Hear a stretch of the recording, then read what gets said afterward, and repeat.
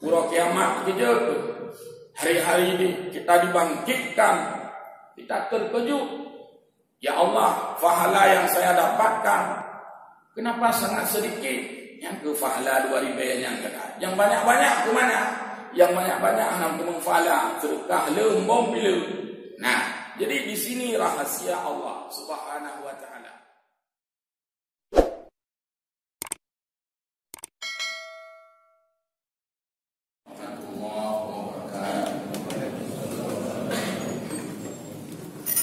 Alhamdulillah wahda.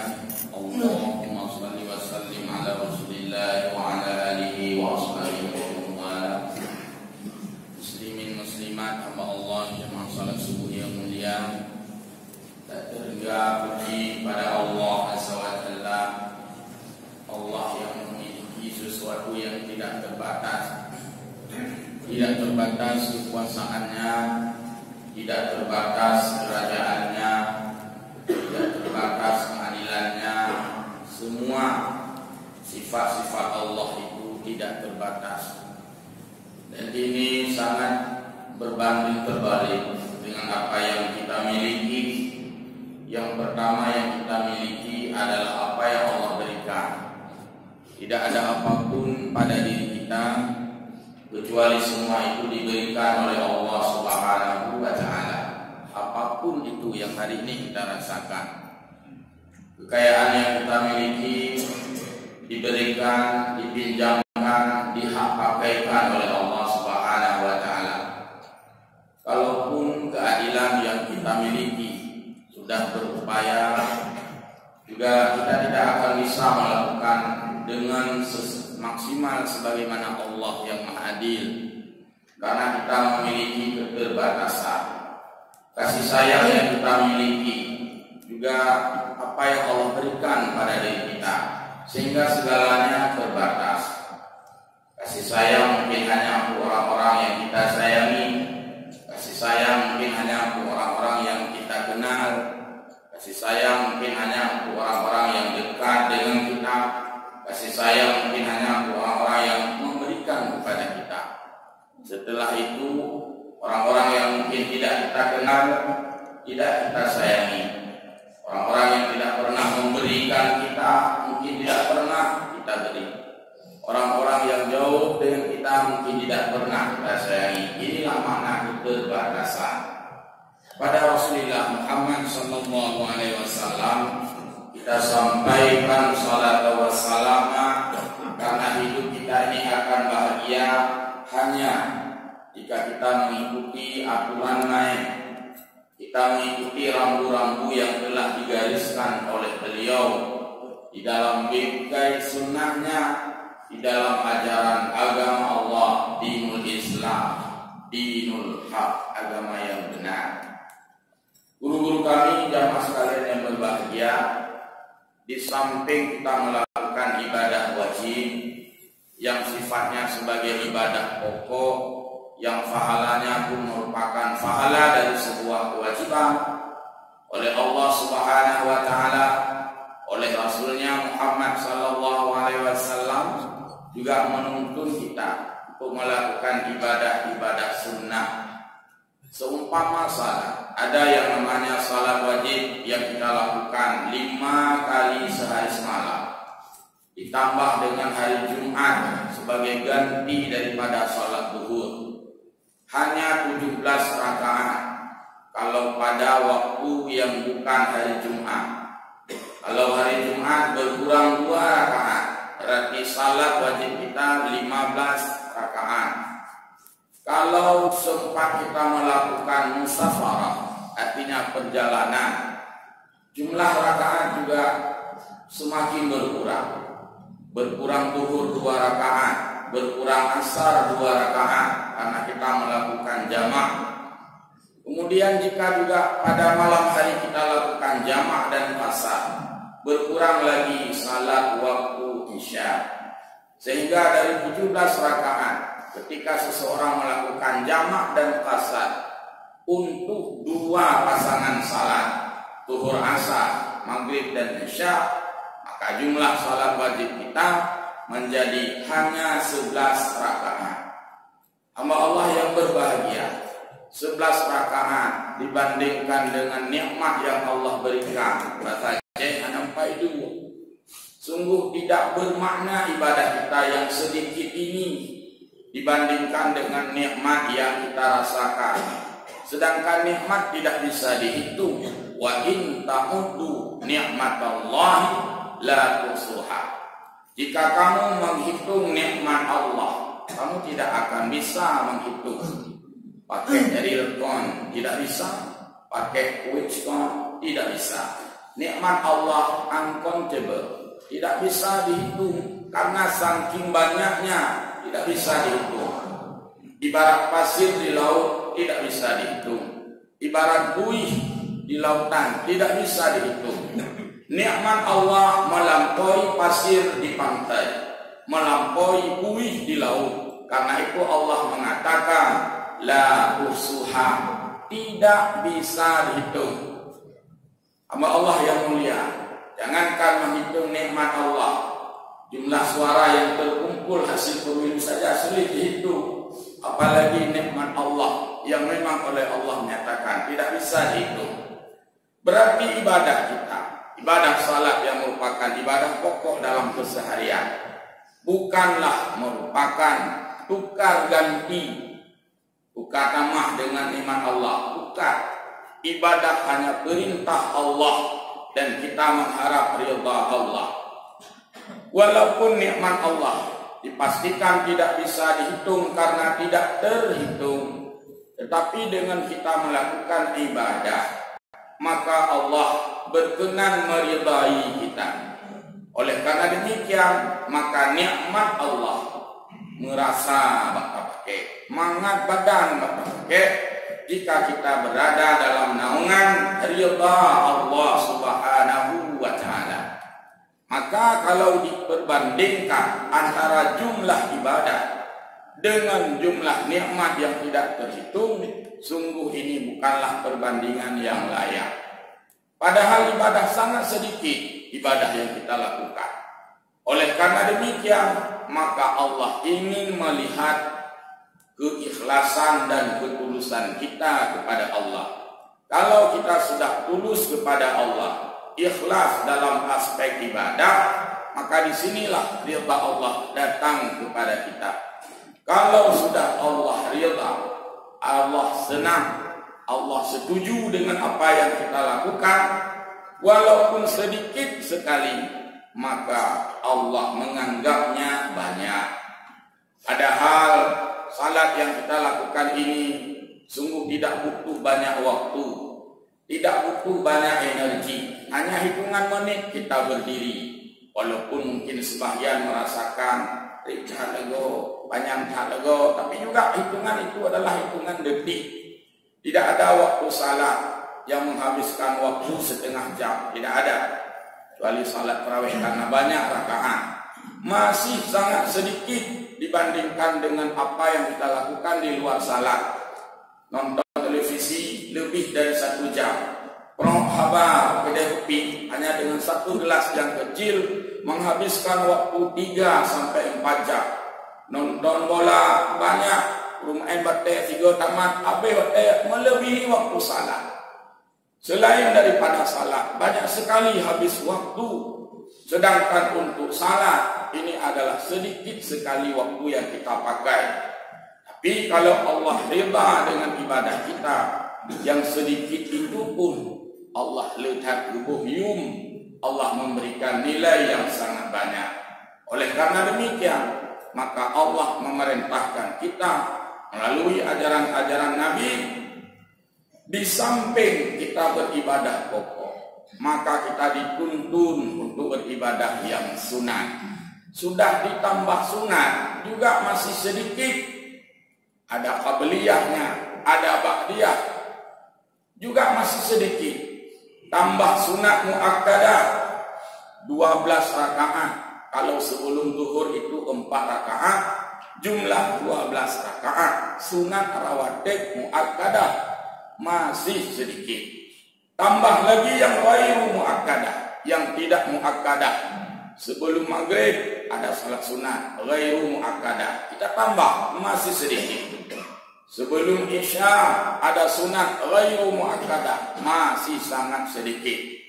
Tambah sunat yang temporal, ada salat tarawih setahun sekali, masih sangat sedikit.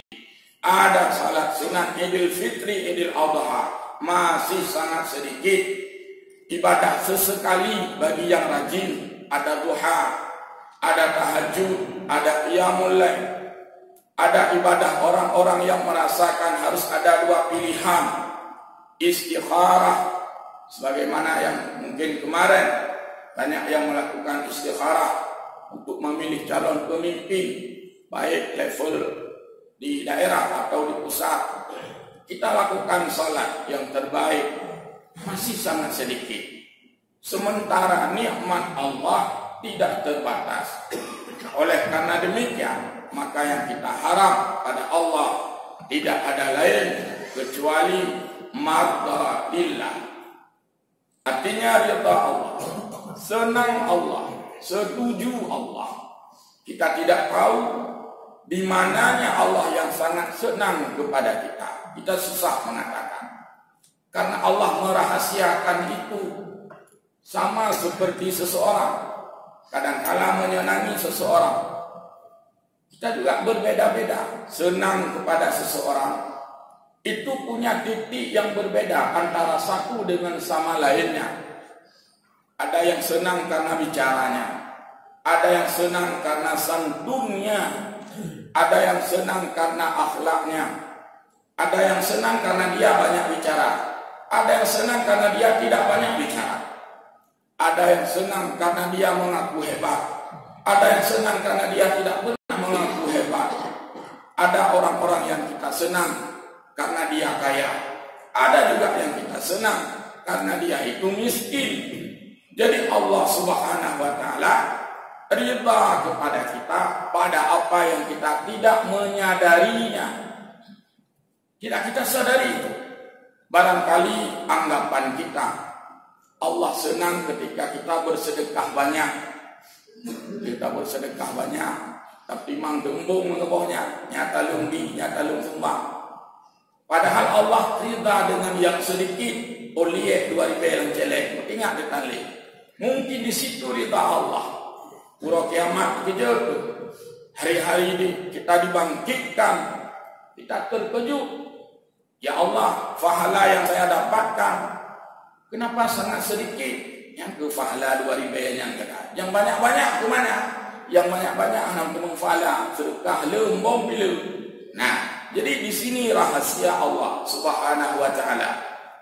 Ibadah kita juga seperti itu. Pada hal-hal yang mungkin sangat sekali sedikit kita anggap, tapi di sana Allah menganggap banyak.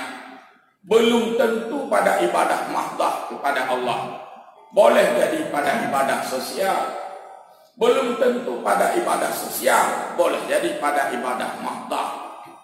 Karena ini rahasia, maka disinilah kita melakukan semua aspek. Karena di sana rahasia. Hamba Allah, jamaah salat subuh yang berbahagia. Ibadah sunnah yang kita lakukan ini di samping sebagai penyempurnaan ibadah-ibadah wajib yang kurang, karena kurang kualitas, karena kurang khusyuk, karena kurang santun, kurang rapi, semua yang nilainya kurang itu, yang menutupnya adalah ibadah sunnah. Walaupun jumlah ibadah wajib lebih sedikit, tetapi yang menutupnya itu adalah ibadah sunnah. Sehingga kalau diumpamakan seseorang yang punya penghasilan, belum tentu dia cukup dengan penghasilan pokok. Malah yang mencukupi kebutuhan dia adalah pada kebutuhan tambahan, pada penghasilan tambahan. Di sanalah dia cukup.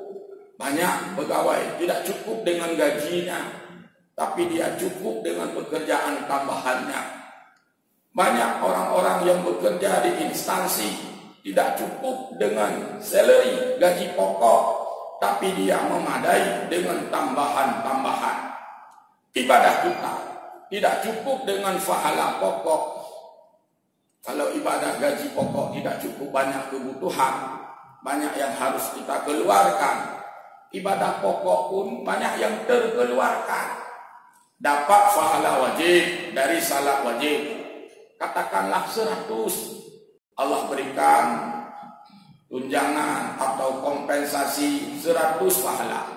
Siapa yang salat wajib misalkan dapat pahala pokok 100 itu kita miliki setelah salat. Assalamualaikum warahmatullahi, Assalamualaikum warahmatullahi, ada nilai 100 misalnya. Mulai dari kita keluar musalla, keluar masjid, satu persatu berkurang. Baca silap, bagi dia silap kok, balik-balik silap kok, kakuk do silap kok. Sudah berkurang yang 100 dari pahala pokok. Alian teruk gede, apa teruk gede kala elau. Anda duduk di ajar HP, sebar berita hoax, tak kurang lah. Habis semua terkuras, pahala pokok terkuras, gaji pokok kabeh dong. Yang bayu utang, bayu pemegang, bayu kredit, bayu tahap apa bagi orang yang banyak berhutang. Habis, dari mana dia dapatkan? Ada tunjangan-tunjangan yang lain. Dari mana kita nikmati ukhrawi sedangkan pahala pokok terkuras? Dari ibadah-ibadah sunat ini. Maka pada hari kiamat, ketika seseorang diperiksa ibadah pokok, terutama salat, Allah berkata kepada malaikat, undur, coba lihat apakah si fulan ada melakukan ibadah sunat. Kalau ada, maka tambahkan kepada ibadah pokok, totalkan. Wajib tambah sunat. Disinilah baru kita merasa tercukupi. Oleh karena demikian nama Allah, maka marilah kita perbanyak ibadah sunat. Sebab ibadah sunat inilah yang membuat kita merasa cukup dengan apa yang kita lakukan. Semua kita punya kekurangan. Kadang kekurangan dari segi ibadah, lebih dari segi muamalah. Kadang lebih dari segi sosial dan muamalah, kurang dari segi ibadah. Tetapi lebih dari segi sosial, kurang dari segi ibadah, ini bermasalah sebagai asi, sebagai hamba yang maksiat.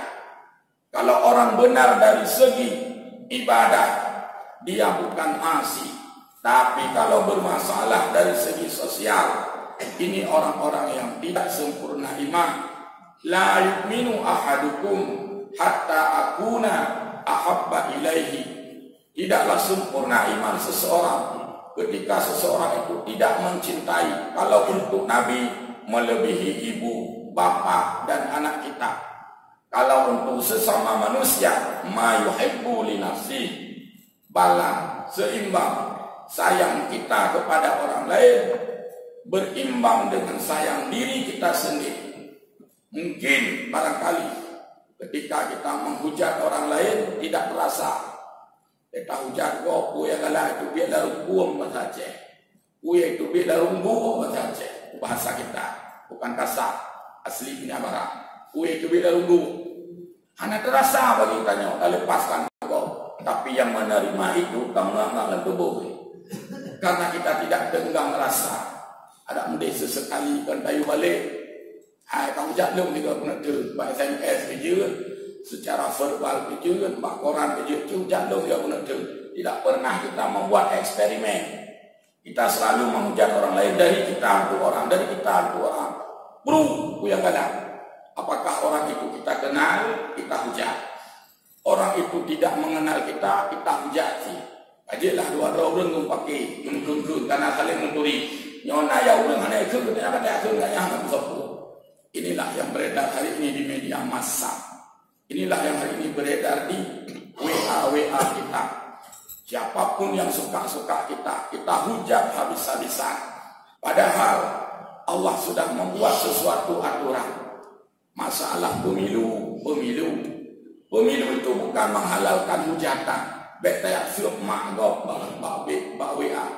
Beta syuk yah gop bak Facebook. Pemilu itu apa? Pilih pemimpin yang baik. Tugas kita pilih yang terbaik, selesai. Yang kayak hujan kau 20 buat dia mana malam ada hujan kau di Facebook lewatnya. Gara-gara pemilu. Dengar ulama-ulama apa anda sama pilihan katanya. Dengar apa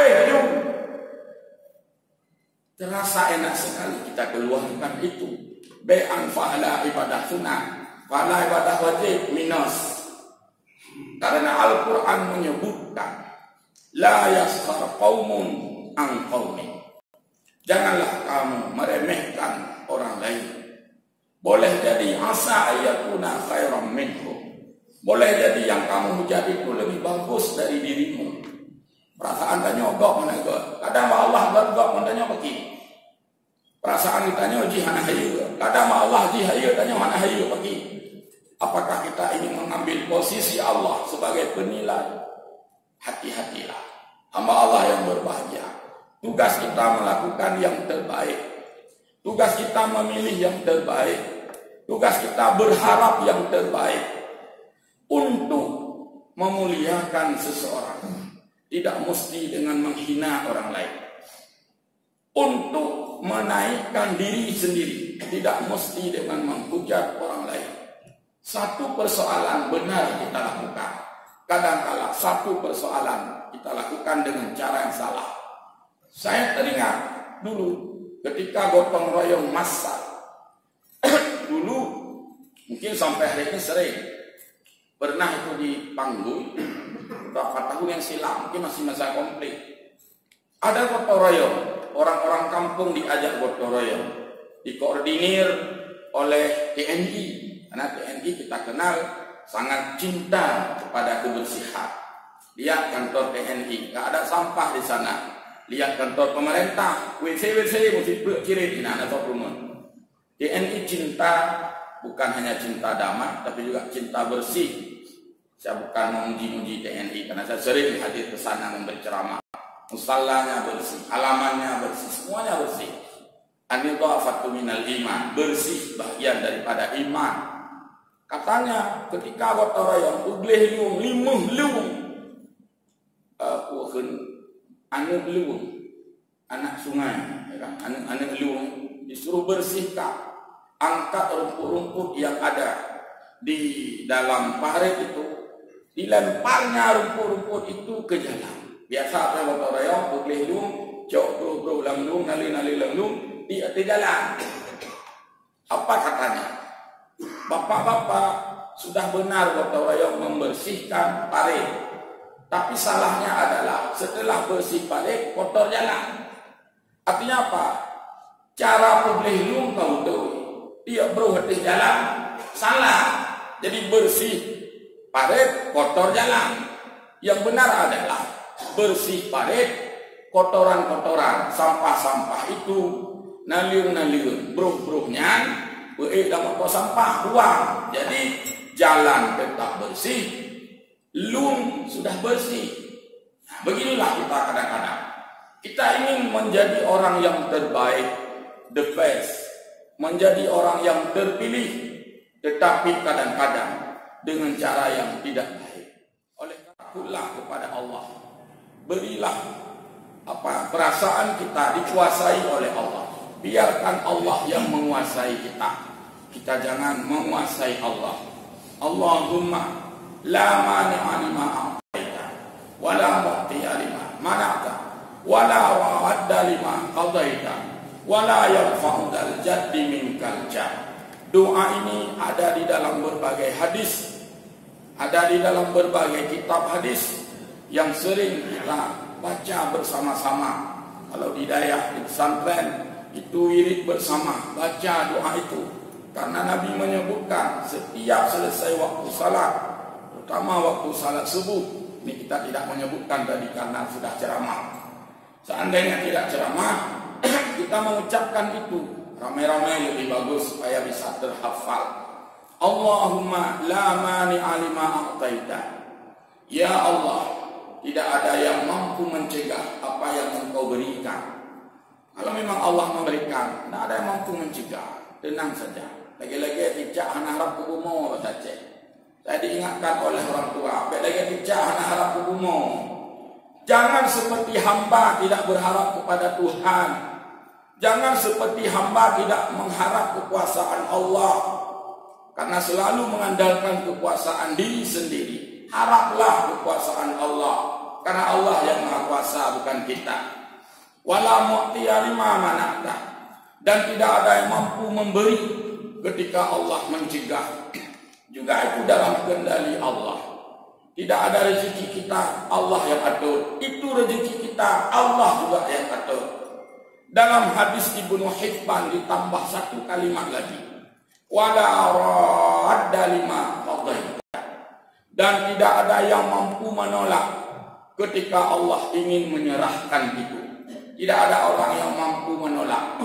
Walaupun dengan berbagai trik dan macam cara, tidak ada yang menolak. Tapi catatannya, koneksilah batin kepada Allah, bukan dengan menghujat pihak yang lain. Wala yanfa'ul jaddi minkal jadd. Dan tidak ada kekuasaan yang akan berkuasa kalau bukan dengan kekuasaan Allah.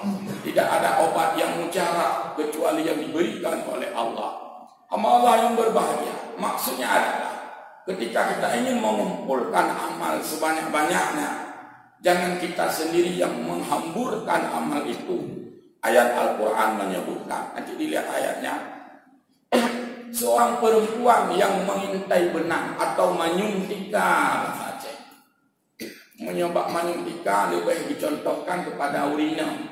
Karena memang urina, perempuan itu kerjaannya menyulam, menyuntika, bordir. Memang itu hobinya perempuan dan itu sifatnya perempuan.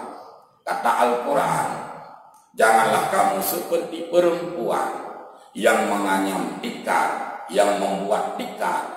Demikian capek kita buat tikar itu, murau-urau manyung tikar. Kita lihat orang-orang tua kita dulu. Kadang-kadang habis waktu seminggu, bahkan lebih, hanya untuk manyung sikap kita. Begitu dia sedikit menyulam tikar, agak tagunbu, agak gedik di sini. Nah, bukan dengan alatnya. Untuk kait kalian umit, aku bah di sini. Seminggu baru dia sikap tikar. Seandainya selembar tikar yang dia buat demikian lama, buatnya itu lama, buat itu lama memang, tapi menyentuh perinyak untuk perinyak tikar yang kali hijaunya anak tre jauh juga wing kawe. Jadi bakat jauh tikar berminggu-minggu baru jadi sehelai tikar. Tapi ketika kita ingin merusak tikar itu hanya butuh waktu hitungan detik. Tapi tikar kulo dika katutung mata cok heng gede. Amal kita kumpulkan lama. Butuh usia yang lama kita kumpulkan amal. Tiurau bacul amal, bacul amal, bacul amal. Menyontuk rela hitungan menit. Pro ayo begok ya galak. Habis amalnya. Maka Al-Quran mengatakan, ayuhibbu ahadukum ayyakula lahma akhi fakarihtumu, kata Allah. Apakah kamu suka memakan daging manusia? Karena ada istilah orang makan itu daging manusia itu. Saya lupa istilahnya. Jadi tidak ada orang yang suka makan daging manusia, tapi orang yang suka menghujat, itulah pemakan daging manusia, kata Allah. Fakarihtumu, menjijikkan bukan, kata Allah. Hai dari Allah, kapajo bangke urut dalam tadi kecuali orang-orang yang apa istilahnya itu yang makan daging kanibal. Kecuali orang-orang itu memang abnormal, masuk ke dalam normal. Kalau saya ditanya Allah, hai itu kumisra, nagala bajo bangke urut, ya Allah. Hai itu bajo ya Allah bangke urut. Hai kan, hai menyo hai. Baik ketika kapruk ke gop yang baju bangke, kata Allah. Oleh karena demikian maka jaga mulut kita, jaga lisan kita, jaga ujung jari kita, supaya baik hak tegok orang-orang yang kita kadang-kadang tidak kenal sudah terkumpul di dalam deretan-deretan orang yang kita hujat tanpa ada hubungan dengan kita sama sekali. Mudah-mudahan kita bukanlah kanibal, bukanlah pemakan daging manusia, apalagi pemakan bangkai manusia, karena itu adalah pekerjaan yang sangat menjijikkan. Amin ya rabbal alamin. Mohon maaf. Terima kasih.